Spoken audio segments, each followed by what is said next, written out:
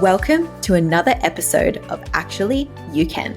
In this episode, I'm joined by Olivia Chitty. Olivia is an NLP practitioner, life coach, and business mentor. Her career journey was shaped by her experience with burnout, and now she combines mindset work, spirituality, soul-led strategy, and systems to help people create the life they crave. In our conversation, we discuss how you can move from burnout to balance. We delve into the symptoms and contributing factors of burnout, and Olivia shares her strategies for achieving balance. Whether you're feeling exhausted from work or life, this episode is for you. So sit back, relax, and get ready to learn how to create a more balanced and fulfilling life, because actually, you can. Hello, Olivia, and welcome to the show. Hello. Thank you so much for having me today. I'm excited for this conversation. Likewise, so am I, and I know the listeners are going to get so much value from today because a topic that we're going to speak to is all about balance. And so before we dive into the juiciness of today, can you please share with us a little bit about your journey and what balance means to you? Yeah, of course. So, my journey, how much do you want me to go into it? Let's go right from the juicy beginning, share all the details. That's what we love on this show. Well, I used to be, I think, as most women and most people on this planet are, very much the go, go, go, hustle and bustle, like always busy, kind of use busy as a badge of honor, always moving on to the next thing and doing and trying to achieve, and that comes from just the society and how we are programmed to operate. It's very fast paced and like success and all of that. So I was in this place, went straight from school to uni to starting a business. My first business was actually in fashion, ethical fashion. So I very much approached the development of that business in that hustle, go, go, go kind of mindset. And I'm not going to go into all the nitty gritty at this stage, but basically I did burn myself out.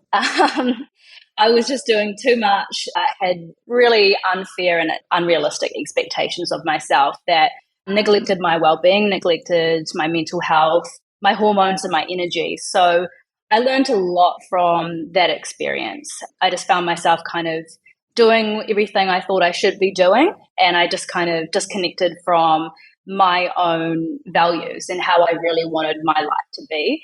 So that was a huge transition in my journey, was kind of coming to this realization of like this approach to life and to being successful just isn't healthy. So I really had to kind of let a lot go, do a lot of unlearning, and I actually decided to discontinue with that business. And there was a few other things that came into that decision. But after that, I just dove straight into like my well-being and prioritizing myself and kind of resetting and realigning and like getting really clear on like what my version of fulfillment is and what that looks like, rather than just following what high school or society has taught us or what parents expect. And once I had that, I had to really take care of my own mental well-being with better healthy habits and just learning to honor my body and learn more about what is going on with my energy and hormones as a woman, because we don't actually get taught that at school. So that was a really big shift for me once I gained that awareness and understanding of how our body operates as a woman, and gained more love and compassion for everything it goes through every single month with our menstrual cycle, for example. That really helped me kind of just release some of that pressure so I could soften more into pleasure and life and create more balance. And when I started my business with, I went through like that mental health struggle, that burnout, and I invested in coaches and decided, okay, like this has helped me a lot. I want to learn this and I want to offer this to more women, because I think, the way we have been operating is very heavily masculine and unhealthy. So I just wanted to approach my new business as a coach in a more balanced and embodied way, like truly aligning with my values with every decision and how I show up, and truly deciding to do it my way rather than some of the old ways that just don't resonate with me anymore. So that's a very quick and summarized version. I'm not perfect. I'm still not perfect. I still have some of those little moments of hustle kind of creep in, and I have to catch myself. And like, luckily I've built these tools to kind of sort of reset, release, and then realign with my own vision and the way I want to live. So That's a quick little intro anyway. Yeah. And so what is it that you do now? You mentioned that you moved on from that business. And what does success for you look like now? Success is more holistic. So originally, it was definitely more just financial freedom. I think a lot of people have that goal, right? I have to give myself a little bit more credit than actually. I have always wanted to help. So with that first business, it was an ethical fashion business. I really care about the health of our planet, sustainability, taking care of the people who actually produce things and create things. So that was more of a business that was planet focused. This is more of a business as an NLP practitioner, life and business coach. I'm definitely more focused on helping humans heal, helping people, because when we actually get on top of our own shit, then we can come together, collaborate, and hopefully solve some of the issues that are going on in the world. So that's kind of my overarching mission, is helping people and communities heal, so then we can make the world a better, healthier place that does prioritize more of the living and the being and our well-being, rather than just all the shiny objects, the dollar signs and the job titles that really don't mean much at the end of the day. Yeah, that's incredible. And I think the way you view success, I think a lot of people can resonate with that. We all go through a period of time where success looks a particular way, and then suddenly success changes, or what we thought was success for us isn't actually that. And so I'd love to dig into that in more detail. How can someone come to define their own definition of success? It's definitely self-exploration. So I think that's where people do end up burning themselves out, is because they are so pulled in all of these different directions. Like when you lack confidence in who you are, your own values and your own version of success, you're always going to be looking at other people and thinking the grass is greener over there, or you're going to be like, okay, my parents said I have to do this, so I have to do this. Their way of life doesn't necessarily resonate with you as you become your own adult, your own person. So it's a lot of unlearning what society has programmed us with and exploring yourself, like what really lights you up, like where do you feel that passion like burning inside of you, and allowing yourself to pivot, to make changes in your life, to change your mind and actually start over. Like it's scary starting over, but sometimes it does take destruction of beliefs, of habits and behaviors, of relationships, and leaving certain places, letting go of certain people, so you can start creating this life for yourself that is more balanced and resonates with your truth, rather than trying to fit into this mold or this box and living up to what certain people expect of you. So starting off really just exploring the beliefs that maybe were programmed within you from your upbringing, discrediting some of those ones that don't actually serve you. They might be holding you back in certain ways, or it might be keeping you from expressing your fullness as a person. And like, that's what we're all here to do, is just to like live fully. And you can't do that if you've got these limitations in your mind always holding you back in all these different areas. So a lot of unlearning first, and then you kind of get into the rebuilding phase and the reconnecting with who you are. So discovering your core values, getting clear and having fun with like dreaming and creating your own version of, this higher vision that you have for your life. Even if you haven't seen it yet, it doesn't mean it's not possible, but that's actually really fun. It's probably the best, like it feels creative, it's manifesting. And then you can get more into the strategic kind of phase, which is, a little bit more action, a little bit more bringing some of that masculine back in so you can actually achieve XYZ. But yeah, it's a lot of, sometimes we do have to look to the past to sort of let go of certain things before we can move forward. Yeah. So looking back on your past, what was the catalyst for you to start to question your definition of success?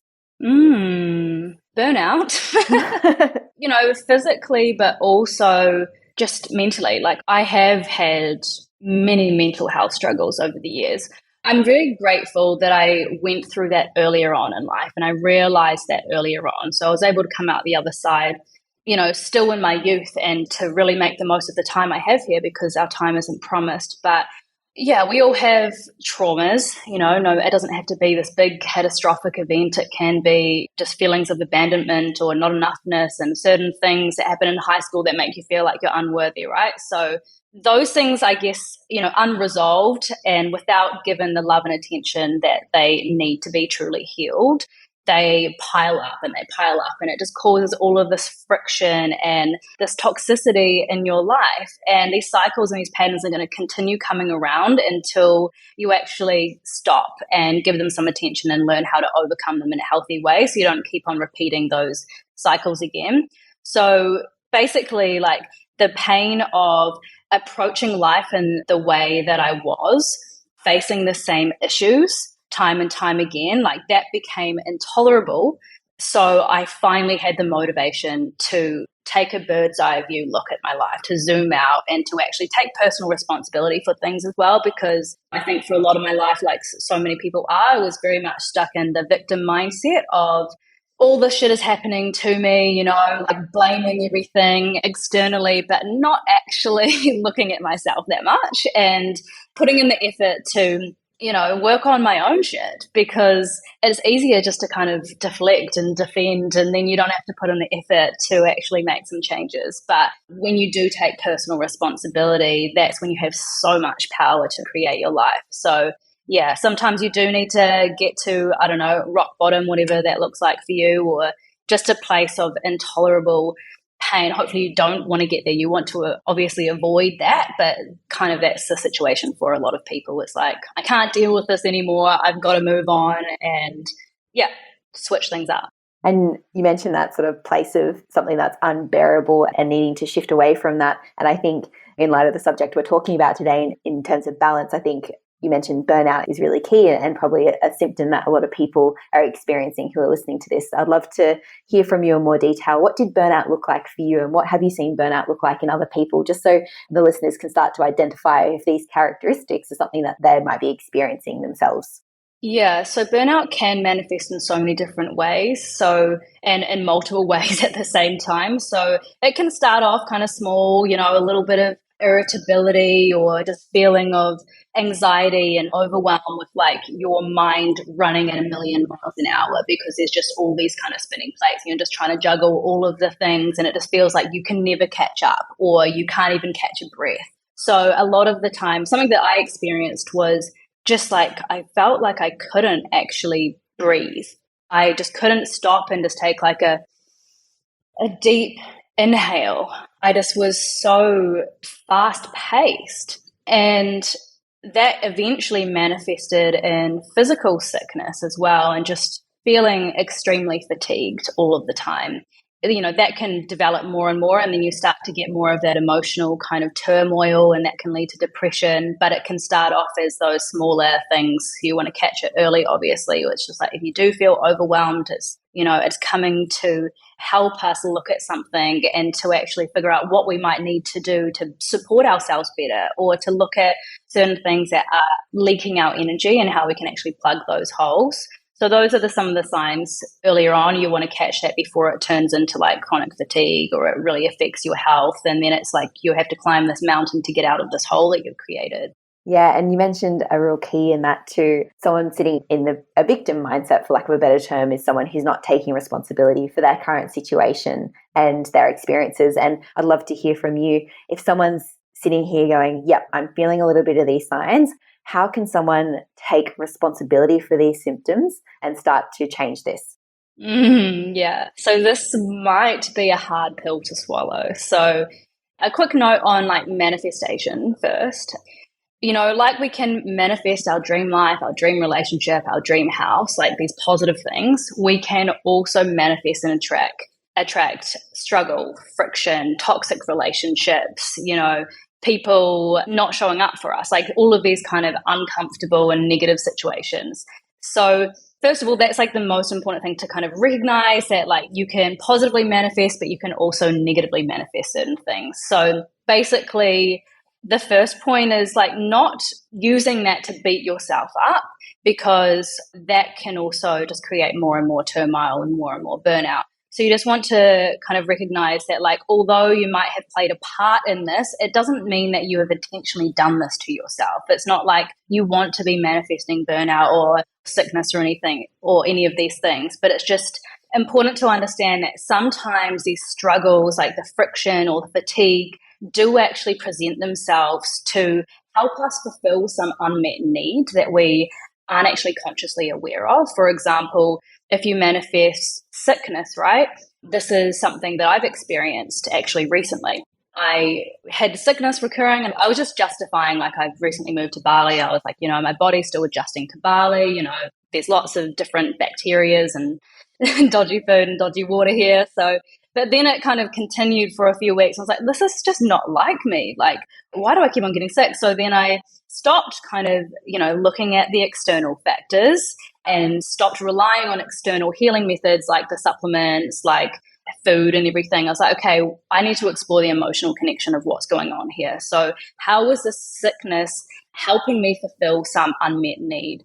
And what I uncovered was when I was younger, I had parents who were very busy, very stressed, coming home from work. They worked really long hours. So naturally, when they came home, they didn't have the energy or the capacity to hold space for me when I was a child.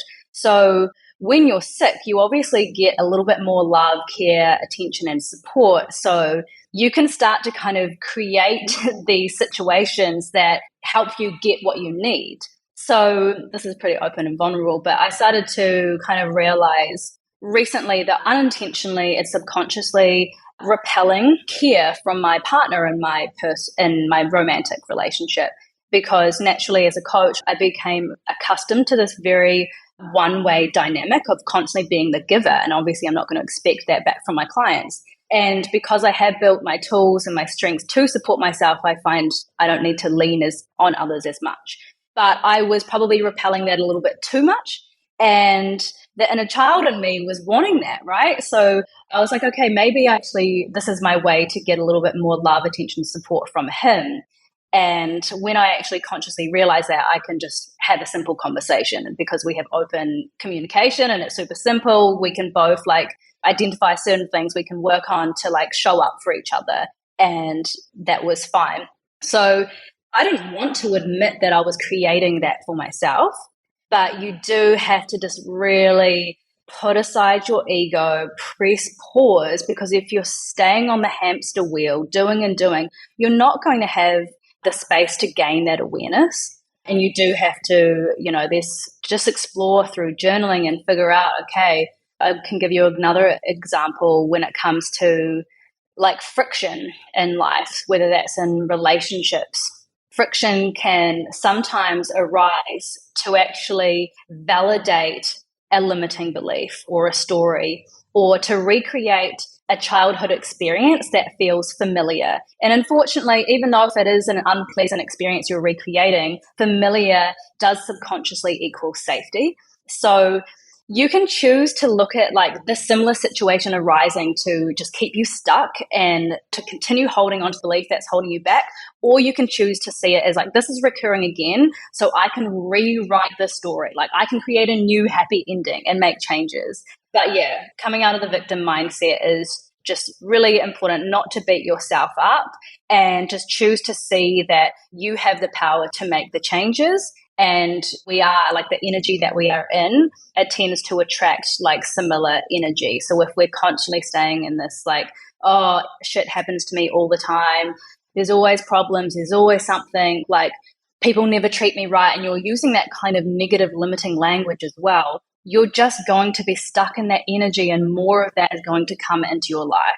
So if you're in this low frequency, more of that shit is going to continue to come. However, if you take time to pause, to reset, to release certain beliefs, to release certain emotions, the sooner you can recharge your energy, doing the things, you'll have more energy to do the things that you love and make you feel good, and you start radiating again. So then the quicker you'll be at that higher frequency to attract and manifest the beautiful, positive experiences in your life.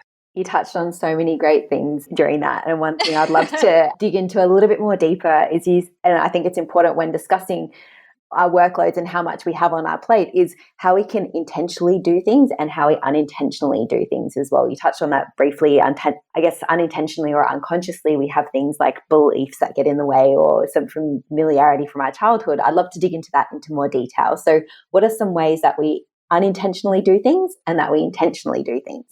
So our beliefs are usually formed before the age of 7. So when we're a baby, we're a little toddler, like our brain is kind of like this sponge, just absorbing all of this information, predominantly from our parents or our caregivers, or when you go into those first few years of school, like your teachers as well. So those kind of authority figures in your life, and you just kind of you're observing everything, and just like you're new to the world. You're like, okay, this is how this is done. So you tend to just like pick up on how your parents like work through certain things. For example, if they speak about their emotions, if they don't speak about their emotions, how they show love, how they don't show love, what they value and prioritize in life. So you just subconsciously absorb all of this information, and that kind of creates your way of approaching life as well, until eventually down the track you might relook at that.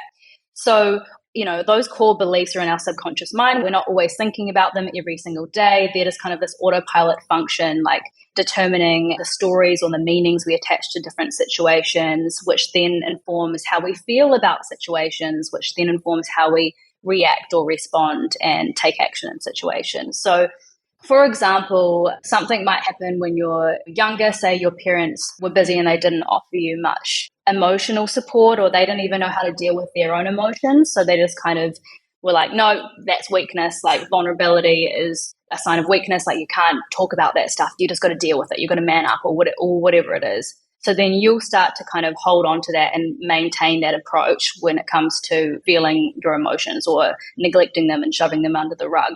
So then later on in life, you will unconsciously, have this suit of armor around you, protecting you when it comes to meeting new people, when it comes to creating a romantic relationship. You're not going to let these people in and tell them how you're feeling, because you've never done that. That's not a conscious decision.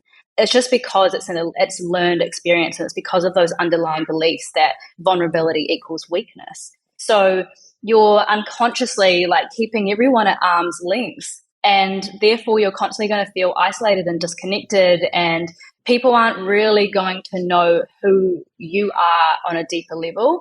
So, yeah, that can kind of snowball into bigger situations. But basically, you want to kind of relook at your associations that you have to certain actions. So another one that people are really scared of is like confrontation, which is really, really common in the client calls, is like, I can't speak this because it's going to end up in this big drama. So they automatically associate like drama or hurting someone to a confrontation that doesn't have to be aggressive or emotionally charged. It can just be a healthy conversation. That's another unconscious thing that goes on. It's an unconscious decision they choose to avoid, but then naturally that will, the resentment of not voicing something will snowball into this bigger issue until it eventually blows up. So that blow up can be avoided by actually just having a simple conversation earlier on before it kind of gets bigger and bigger. So yeah, it can honestly manifest in so many different ways. Like all of that is just hiding beneath the surface and the deeper layers of our mind. We only use like 5 to 10% of our mind, on a daily basis. Like that's our conscious mind. So we want to actually learn how to actually harness the power of more of our mind, our subconscious, and to actually reprogram those belief systems, pull apart what doesn't serve us, kind of like reprogramming a computer. There might be some faulty parts that slow the computer down or cause it to freeze or cause it to lag. So you want to take those parts away, that's like the beliefs and the unhelpful behavior patterns. And then you want to replace them with better, positive, empowering, encouraging parts that allow the computer to function at full capacity.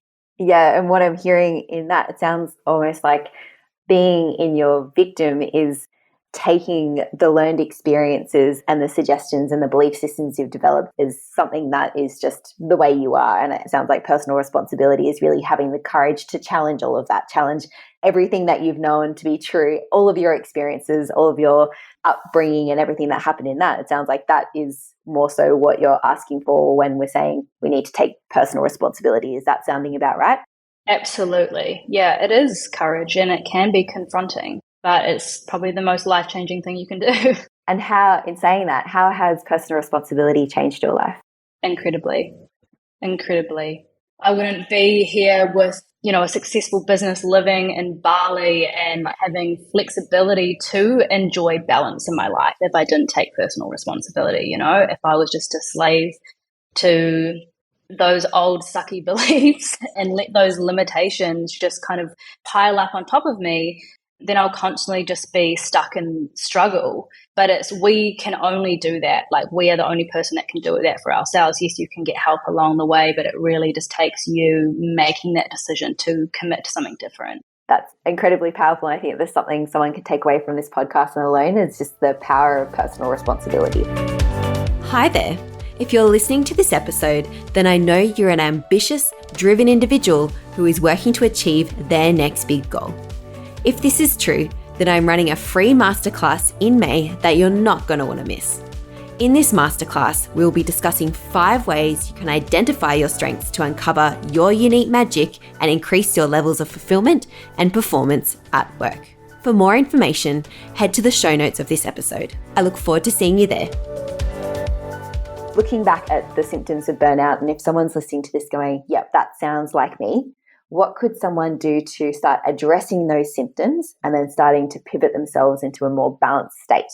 Yeah, so consider the different needs that this symptom might be helping you fulfill, first of all, whether that's getting support from someone, whether it's helping you procrastinate and avoid failure, whether it's helping you say no because you don't have the confidence to set boundaries. Like, if you have a lack of self-worth, that's going to lead to you people pleasing and always wanting to give and do everything for everyone, right? Which sucks up all of the energy for yourself. And so then you can manifest these symptoms, this burnout, this fatigue, because that gives you an excuse to say no.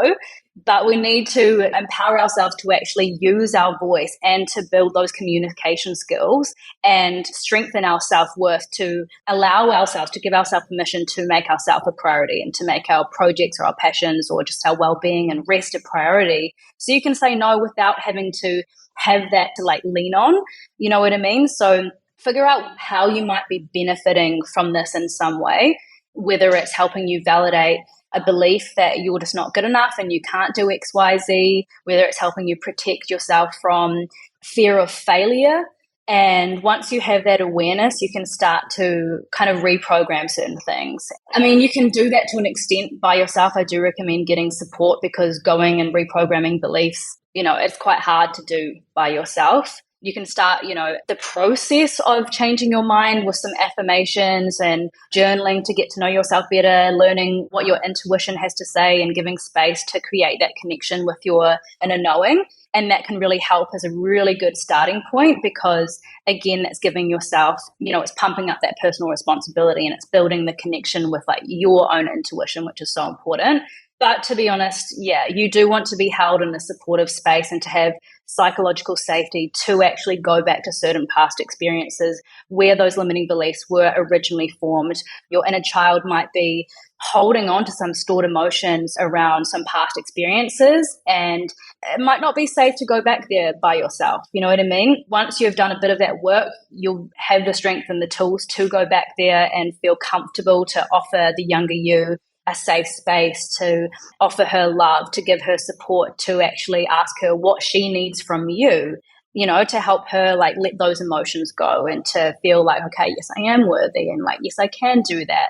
And then kind of looking at the resetting side, setting boundaries so you can actually create space to have more balance in your life, taking care of the things you have to do, but also making space for the things that you want to do. But that's the first place I would start. It's just a bit of exploration on how you could be benefiting or what part you might be playing in like creating some of this friction or fatigue. Yeah, and from your experience, and you touched on a couple of the examples there, what are some really common stories or beliefs that you uncover when someone's experiencing burnout? Is there a sort of trend? You mentioned people pleasing is one of them, but are there other common ones you've seen? Yeah, so it can always come back to the worthiness. So when you are growing up, if your parents were constantly, they didn't really like celebrate you for just being you, for just living and getting creative or whatever. It was constantly like, how are your grades, or how many extracurricular activities are you doing? And just more like of that focus on achievement and on doing and giving. Maybe they only got appreciation when they were contributing with the house chores, right? So then that teaches the child, okay, I'm only worthy if I do or give or achieve something.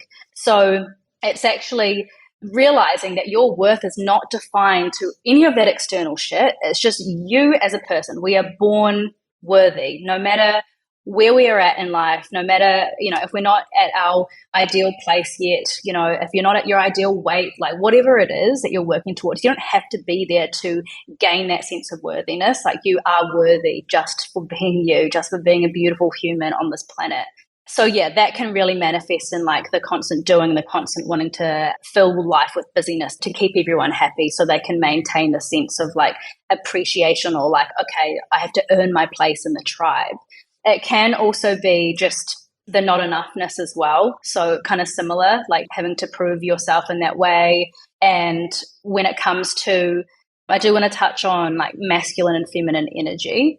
I'll explain a little bit about the difference on both in case people don't know. But basically, every single one of us does have masculine and feminine energy, whether you're a female or a male. So masculine energy is more about the doing, that action taking, the structure, the organization, like kind of the way the world operates is definitely very masculine. Feminine energy is more about being and receiving and nurturing and creating and enjoying nature, and like it's the care, it's the empathy, and they are both so beautiful, both so valid, but the world as a whole has been heavily dominated by masculine energy.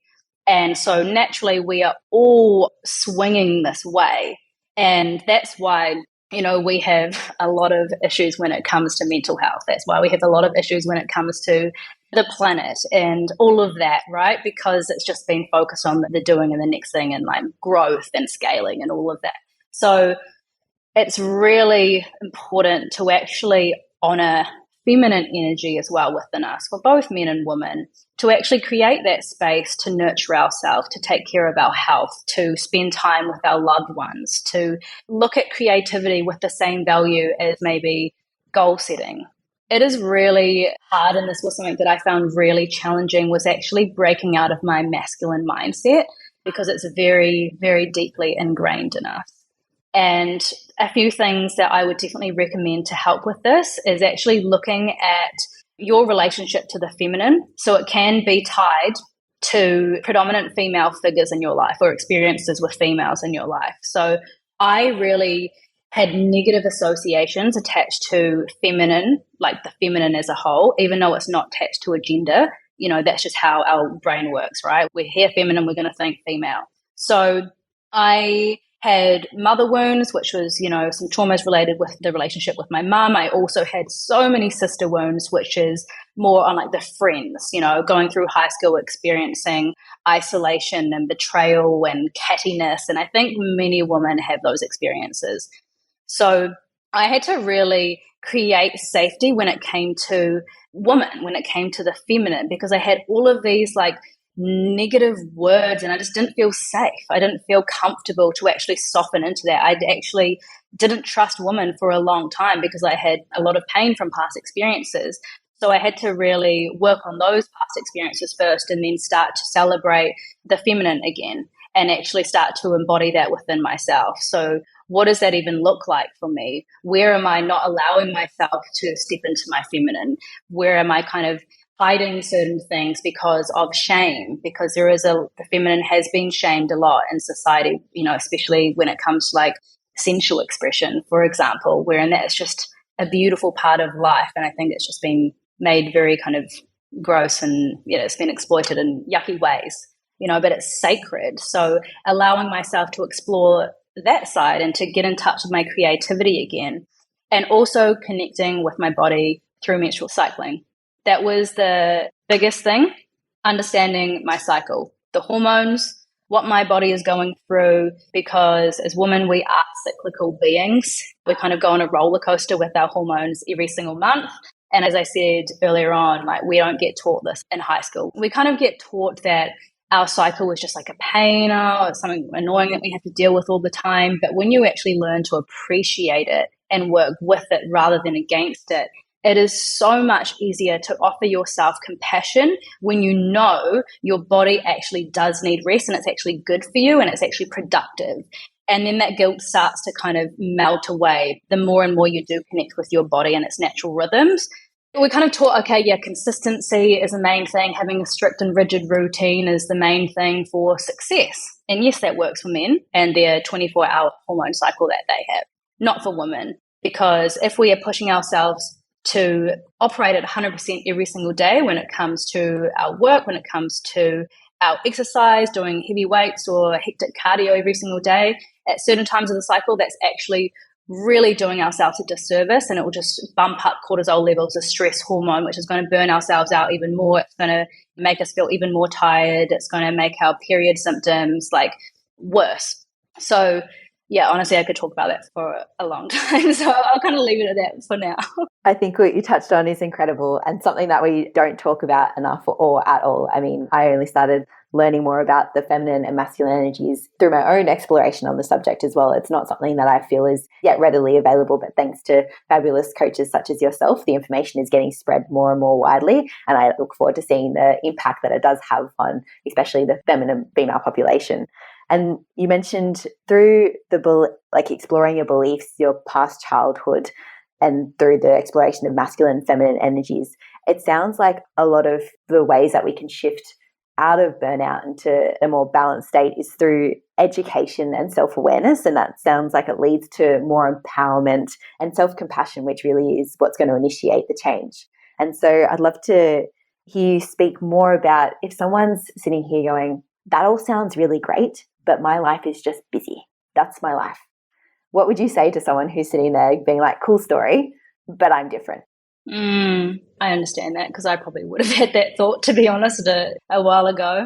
But I mean, that's just another limiting belief. Like, again, if you're going to be telling yourself this narrative and fulfilling that, then you're always going to be stuck in that cycle. Like, set some boundaries, get prioritized. Prioritization is power. It really, really is. Like, you can say, I don't have time for this, I don't have time for that, but maybe you're just prioritizing the wrong things. Feminine energy is so great to offer ourselves more of that compassion and space to actually live our lives and to get creative and all of the rest of what I was just talking about. Masculine, it's not completely disconnecting from the masculine. I really, really value masculine energy when it comes to organization and having these systems and structures that allow our feminine to flow within that. So that's something that really helps me, is like having these organized, structured systems. And it doesn't mean I expect perfection from myself every day. Definitely not. But having these things where I can kind of manage, my personal goals, my health goals and things like that, or my projects, my business stuff, and just whatever else, just fun, right? If I can kind of like have things to support me in that in any way to maintain like a balance as best as I can. It's not always going to be like an equal split across each life area, but that can really help you just kind of flow and like you have time for spontaneity.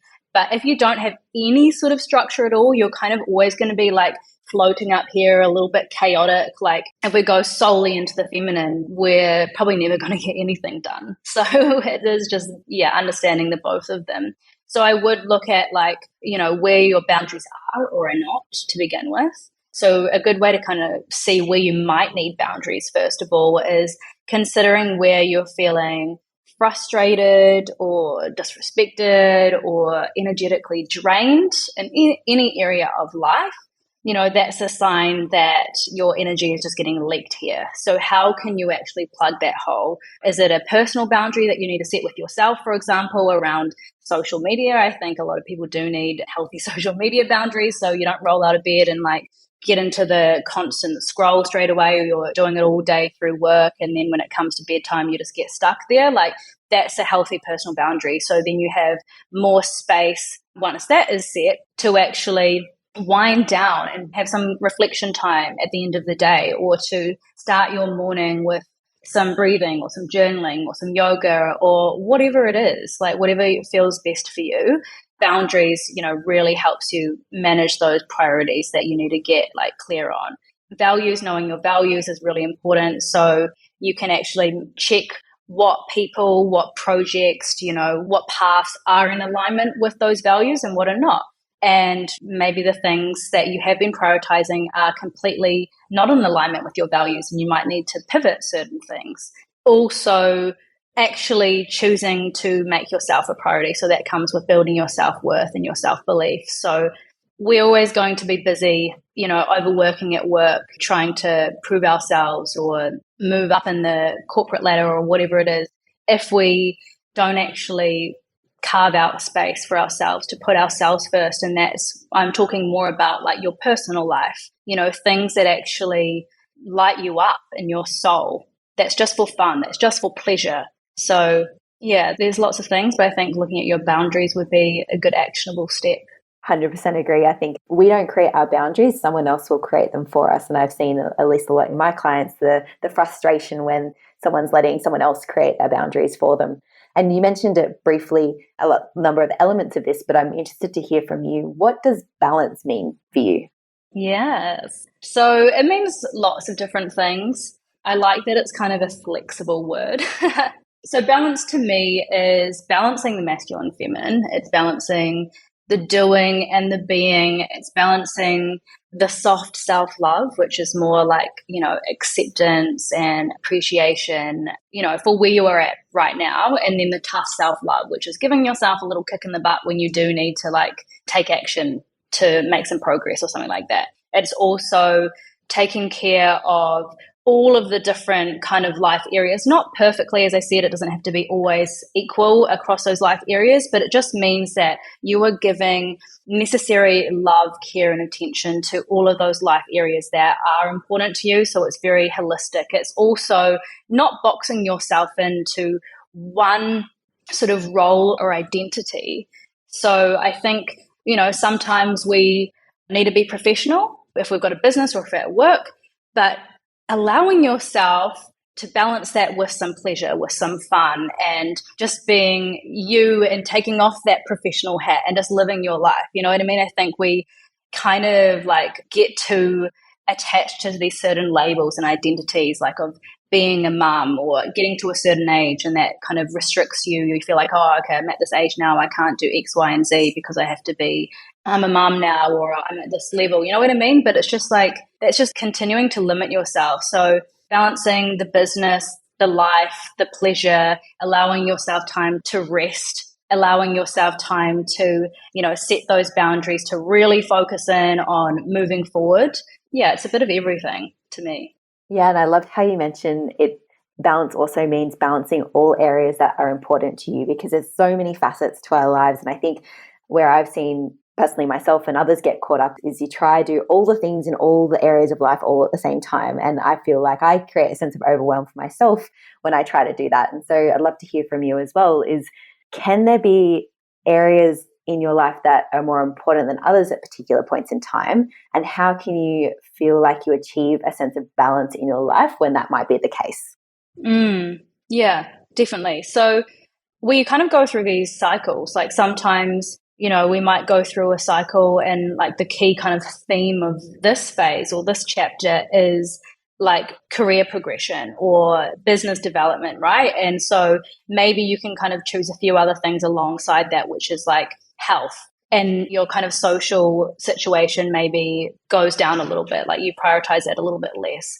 And then you might come out of that and you've got your business foundation set up and you're feeling good, or things are flowing in that area. And then you can kind of reprioritize a little bit more to welcome in more social time or travel or whatever it is. So it's just you letting go of perfection, really letting go of that perfectionist mindset that you have to be, and that all or nothing mindset as well, which is something I used to really be stuck within. It was like, okay, you go through a phase of kind of like not caring about anything, and then I'd come out of it and it would be like, all right, I'm getting myself organized. Like, here are the habits that I'm doing at this time, and I'm going to do this X times a week. And, to set all of these really heavy expectations on myself, which tends to set yourself up for disappointment, which then snowballs into this negative self-talk and just beating yourself up.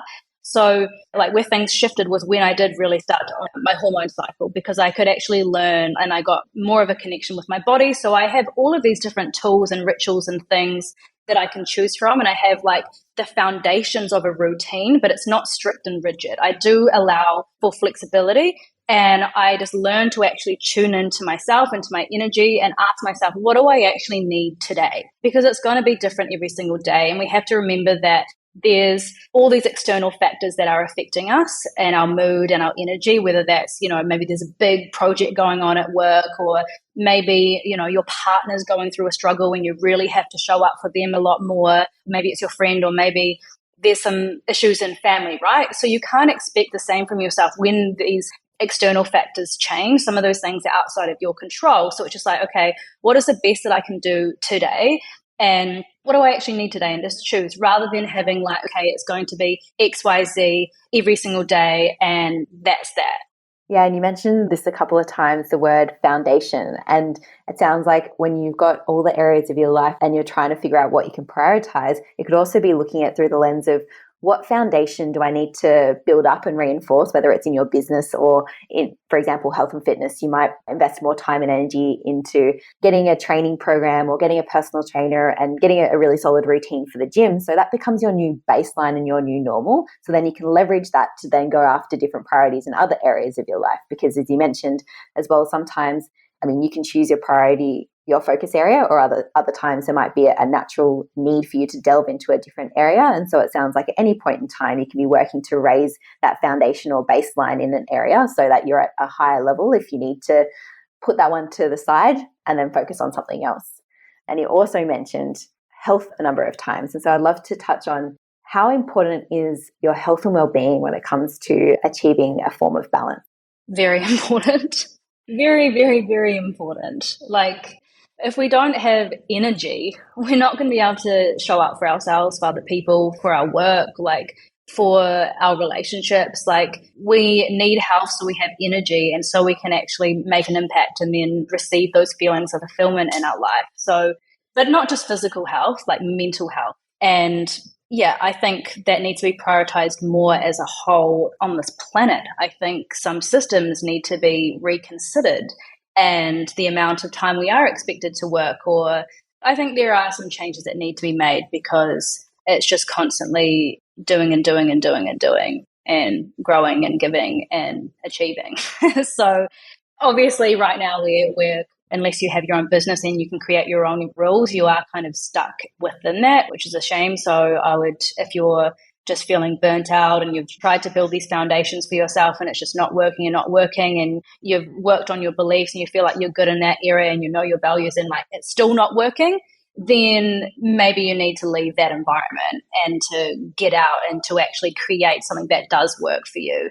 But, the foundations for me is the beliefs for sure. So I like this example when you think about, you want to create a dream house, right? And that can signify like your dream life. You can't build this dream house without these solid foundations, which is your beliefs, those behaviors, which is those values, which determine how you're actually going to act and make decisions and show up. So if you continue to try and build this dream house without having those foundations solid, it's going to continue to fall down or have these issues until you stop and fix and strengthen those foundations. So yeah, for me, it's the mindset, it's your values, it's really knowing who you are as an individual and what your vision is for fulfillment. And it's also getting some sort of structure that can help you like operate at the best you can be, but not in a strict, rigid, hustle, toxic kind of structure. I love what you've said in that. It sounds like that working towards balance, first and foremost, is not necessarily doing more, but it's just taking the time, and I say just, and it's not, I'm taking away the importance of this process and the complexity of this process. It's taking the time to really understand what's important to you. I feel like there's a lot of people who probably haven't asked themselves that question, or what's important to you? What do I believe? Or what do I want to believe? Potentially not what I believe to date, because that might not be something that you wish to believe and that supports you in the future. But it's really great to hear you say that to work towards a balance, it's not necessarily about doing more. It's probably stopping for a moment and looking behind the curtains to what is already in place. Yeah. And it can be fun. It can be fun, most importantly. I love that. And so if someone's listening to this, experiencing signs of burnout, but this is my time listening to all the words of wisdom that you've shared, I'm going to make this change, I'm going to move towards balance. What's a really actionable step that they can take in the next 24 to 48 hours to move them towards balance? Yeah, first of all, I would go back to that boundaries one, because first of all, you need space to then go inward to look at like what are the underlying beliefs that are kind of playing out here. But if you're not going to create space, you're not going to have the time or energy to go in there. So first of all, what I said before around asking yourself where you feel drained or frustrated, or just like identify the energy leaks in your life and put some protection in there for yourself, so you do have more time and energy to go inward, to take a bird's eye view look at your life, what's working, what's not, like what are you prioritizing that you don't even care about, or where are you giving too much and it's sucking all of the time and energy or space away from you, and how can you reinvest that back into yourself? Boundaries will give you that space. That prioritization is power. And then you can start looking at, okay, I might identify there's some beliefs I need to work on, or I might need to do a bit more self-exploration to figure out what I do really want out of life, or what does, need to be a priority for me. Amazing. Thank you so much for sharing that. And thank you, Olivia, for your time today. I've learned a hell of a lot, and no doubt that the people tuning into this podcast have too. And so for those listening in that would love to learn more about yourself, where can they find you? So they can find me on Instagram, Balanced by Olivia, or balancedbyolivia.com is my website as well. So I've got plenty of resources around balance, mindset, overcoming limiting beliefs. So yeah, if you want to chat, feel free to send me a DM and I'd love to help you out. Perfect. And I'll chuck all those details in the show notes too. But thank you again, Olivia. It's been an absolute pleasure. Awesome. Thank you so much for having me. Awesome conversation. Thank you for joining me today for another episode of the Actually You Can podcast. I so enjoy having you here, and I hope you've taken away powerful insights and tools that will support you to achieve your high-level results. Now, before you go apply all this wisdom in your life, I would be so grateful if you are able to leave us a podcast review on the platform that you're listening to, or share this episode with a friend. Your support means that we can help more self-led, high-performing individuals just like you expand what's possible for them. I'd also love to hear your thoughts on today's episode. So please go on and shoot me a note on socials and let me know what you think. You can find me on Instagram as Miff Galloway. Now, go and make those dreams a reality, because actually you can. Speak to you soon.